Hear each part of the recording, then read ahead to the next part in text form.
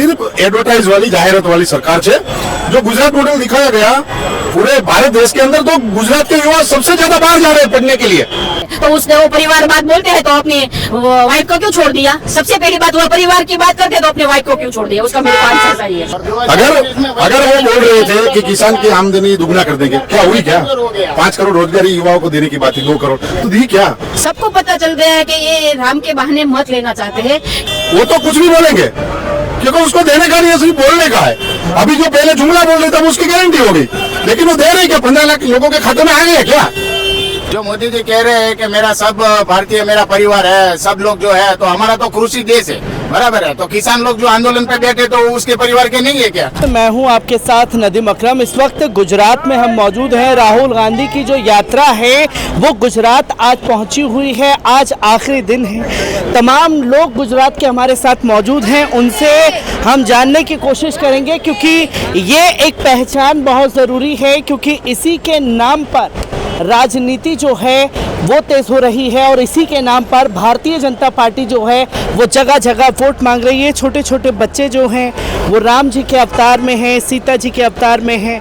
मैं आप लोगों से जानना चाहूँगा, क्योंकि भाजपा का एक सीधा नारा है 2024 के लिए, जो राम को लाए हैं हम उनको लाएंगे। वो भाजपा तो सिर्फ बातें ही करते हैं, काम कुछ नहीं करते, इसीलिए युवा धन सब बाहर जा रहे हैं। इसीलिए राहुल गांधी मीन्स कांग्रेस को लाकर युवा धन को यहाँ रखकर भारत की प्रगति करना है। क्या कहना चाहेंगे जो भारतीय जनता पार्टी 2024 के लिए वोट मांग रही है, जो राम को लाए हैं हम उनको लाएंगे?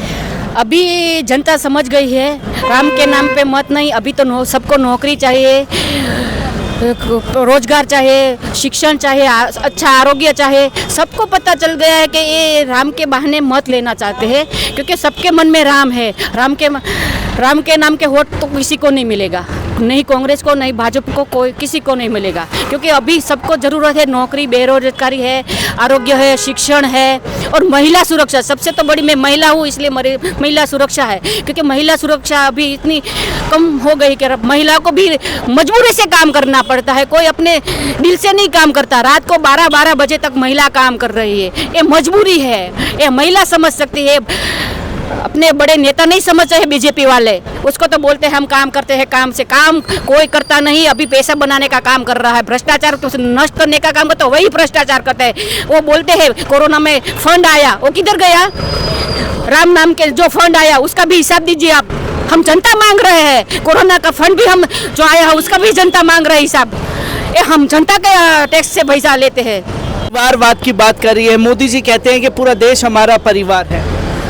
ये परिवार सबका है, मोदी जी का अकेला का नहीं है। तो उसने वो परिवार बात बोलते हैं तो अपनी वाइफ को क्यों छोड़ दिया? सबसे पहली बात वो परिवार की बात करते तो अपने वाइफ को क्यों छोड़ दिया? उसका मेरे को आंसर चाहिए। किसान आंदोलन कर रहे हैं तो उसका परिवार नहीं है वो। जो मोदी जी कह रहे हैं कि मेरा सब भारतीय मेरा परिवार है, सब लोग जो है, तो हमारा तो कृषि देश है, बराबर है। तो किसान लोग जो आंदोलन पे बैठे तो उसके परिवार के नहीं है क्या? समझे? वो उनके परिवार के नहीं है, वो तो उन्हें हाँ, तो उसका वो पता नहीं है, उन्हें तो खालिस्तान विस्तार की क्या बात है? वो तो पूरा भारत की बात कर रहे हैं ना, वो तो पूरा भारत की बात कर रहे हैं। बता रहा है तो अभी शासन किसका है? तो ये खालिस्तानी आए कहाँ से? ये भी बड़ी बात है ना। अगर वो बोल रहे हैं कि खालिस्तानी है तो भी सत्ता तो उसके पास है, तो सब खालिस्तानी आ कहाँ से गए? तो किसकी जिम्मेदारी है कि वो नहीं आने चाहिए? तो देश की सुरक्षा के साथ सीधा मुद्दा जुड़ गया। ये बात भी तो होनी चाहिए ना। अगर वो बोल रहे थे कि किसान की आमदनी दुगना कर देंगे, क्या हुई? क्या 5 करोड़ रोजगारी युवाओं को देने की बात थी, 2 करोड़ तो दी क्या? ये महंगाई कम करने की बात थी, तो हुई क्या?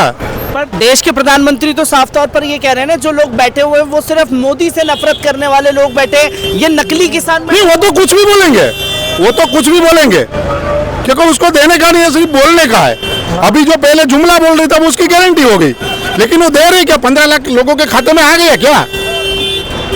हर बात वो भी तो जुमला हो रही है। मोदी जी की हर बात जुमला हो रही है। तो किसानों को नहीं। आप तमाम लोग गुजरात से, मैं जानना चाहूंगा गुजरात मॉडल की सच्चाई क्या है, क्योंकि यही बता करके गुजरात मॉडल 2014, 2019 और 2024 भी जीती। ये सिर्फ एडवर्टाइज वाली जाहिरात वाली सरकार है।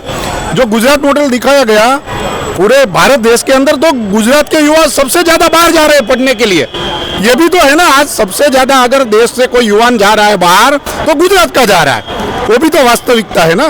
क्या सच्चाई है गुजरात मॉडल की? गुजरात मॉडल की यही सच्चाई है। ये जो बोल रहे हैं कि हमने विकास किया, ये किया, शिक्षण में ये किया, तो हर बच्चा जो जिसका बच्चा होता है 10वीं पास किया है तो 12वीं पास किया, हर दिन 3300 लड़के बाहर के कंट्री में जा रहे हैं, तो यहाँ की शिक्षा गई किधर है? यहाँ के शिक्षण मंत्री है वो क्या कर रहे हैं?